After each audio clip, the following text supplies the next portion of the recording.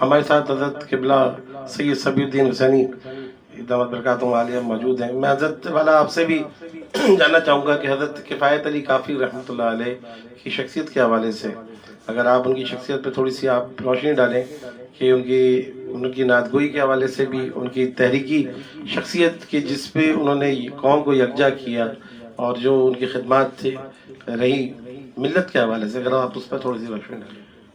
بسم اللہ الرحمن الرحیم.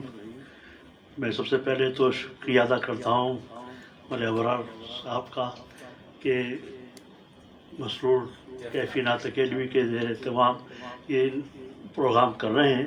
اور سب سے خوشی کی بات مجھے یہ ہے کہ ان اکابر کے تعلق سے کر رہے ہیں جن کو تقریباً بھلا دیا گیا. نوجوان نسل مفتی کفایت علی صاحب سے نعت گوئی کے حوالے سے اتنی واقف نہیں ہے.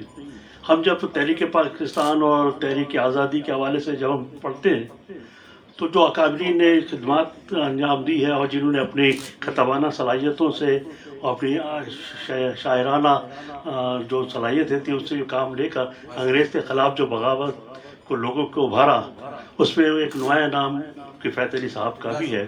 آپ نے اپنے خطابات کے ذریعے سے جو مراد آباد اور الہ آباد اور جو اطراف کے جو علاقے تھے اس میں ایک جوش و جذبہ انگریز کے خلاف انہوں نے پیدا کر دیا تھا اور جو انہوں نے فتویٰ دیا تھا اسی کی بنا پہ ان کو گرفتار بھی کیا گیا اور اس کے بعد 2 دن کے مختصر عرصے میں فیصلہ بھی سنا دیا گیا ان کی شہادت کا اور فی الفور طور پر ان کو شہید بھی کر دیا گیا.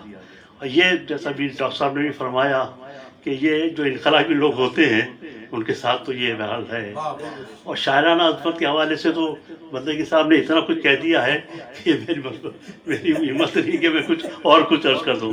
لیکن یہ مجھے بس خوشی ہے کہ ابرار صاحب آئندہ بھی ان حضرات جو نعت کے حوالے سے جنہوں نے کام کیا ہے اور جن کے بلا دیا گیا ہے انہیں ان کے اوپر خصوصی توجہ دیں ان کو اجاگر کریں.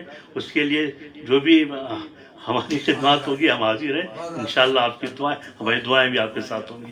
جزاک اللہ.